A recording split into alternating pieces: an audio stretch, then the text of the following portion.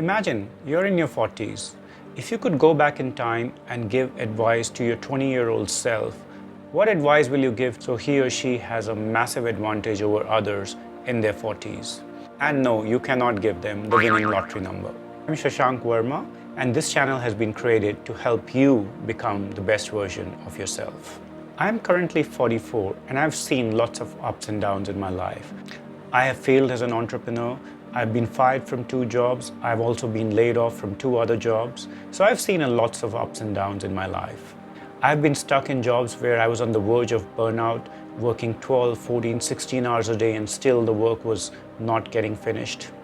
I've also worked in a toxic job environment where I wanted to quit but could not quit because of financial constraints. So after having gone through all of that, I've put together a list of 21 life hacks that I would actually secretly share with my 21-year-old self so that I can be the master of my destiny. So here it goes. I've categorized these into 3 different buckets. One is about personal finance, second is about career, and third is about personal development. Rule number 1, 50, 30, 20. Basically, you should be spending only 50% of your income on your daily needs. This should go towards your house rent, school fees, fuel, groceries, and so on.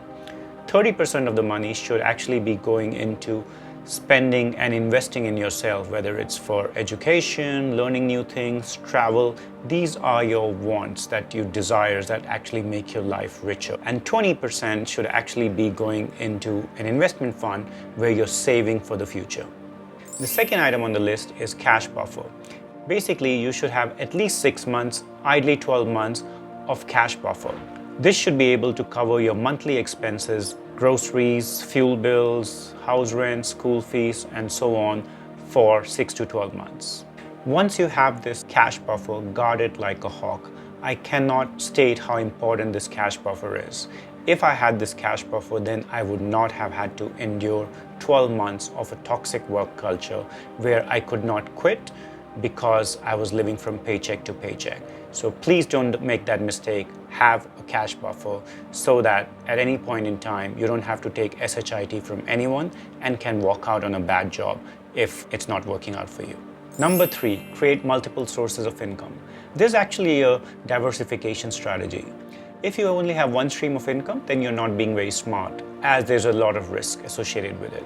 If you get laid off and are struggling to find your next job, then you will be under a lot of financial stress. If your business is going through a downturn and you're getting squeezed financially, then again you're in a tricky situation as you don't have other sources of income to ensure that you're meeting your basic needs of being able to pay your house rent, school fees, groceries, and so on. These multiple streams of income can come from anywhere. You could do some side hustles, you could have some assets that are generating some income streams for you. But basically, if you have multiple sources of income, then that's a diversification strategy where you're not reliant on just one stream of income. So you're in a good place. Number 4, create assets. You should be using the money that you save, the 20% from the 50-30-20 rule, to actually invest in assets. Now, here I would go with the definition given by Robert Kiyosaki from Rich Dad, Poor Dad fame. He says assets are things that actually put money into your pocket. They are positive cash flows. Thus, if you own a house and you're living in it, then actually that's not an asset, as you have to spend money on maintenance, mortgage, so on and so forth. However, if you actually can take that house and put it on rent and there's rental income coming to you, then that's an asset because that's putting money into your pocket. I put a link to Robert Kiyosaki's video in the description box. Please go through it to get more details on this concept. Number 5, money is a function of value. This is a very important concept. Don't think in terms of money, think in terms of value. After all, what is money anyways? It is just a scorecard to indicate how much value you've added in someone's life. If you're doing business, think how much value can you add to your customer. And the money that you can charge is a function of the value that you've added to his or her life. Earlier in the barter system, it was very difficult to value how much is milk worth compared to bread, compared to real estate.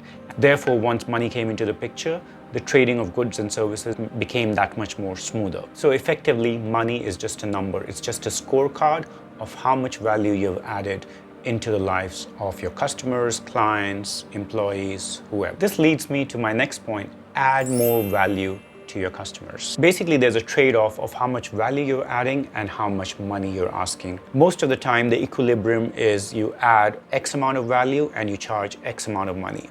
However, that's usually not what happens in everyday life. If you're in the plus minus 10 to 15% of that equilibrium, then you're in an okay zone.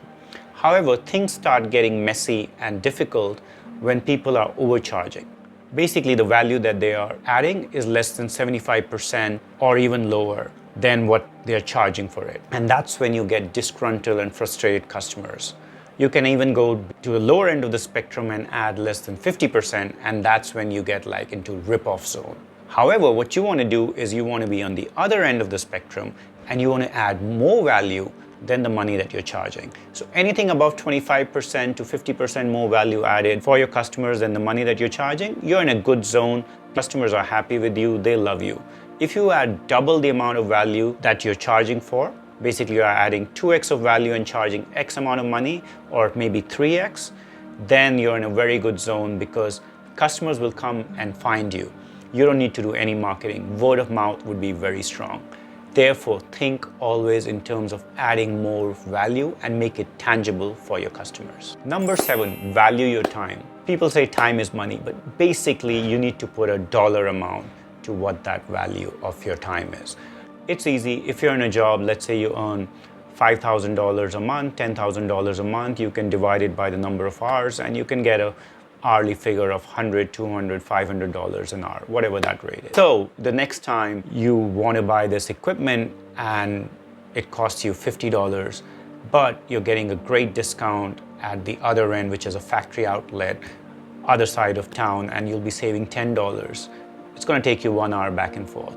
Is it really worth your time to save that $10 when your hourly rate could be $500? Probably not. So start thinking in terms of time is money and start valuing your time and put a monetary value to it. These are my 7 life hacks out of the 21 life hacks that I have created for myself. I'm doing it in 3-part series so it's easier for you to watch and it's not a big time commitment on your side. Do let me know what you think about it in the comments below, and I will see you in part 2 of the 21 life hack series. Thank you.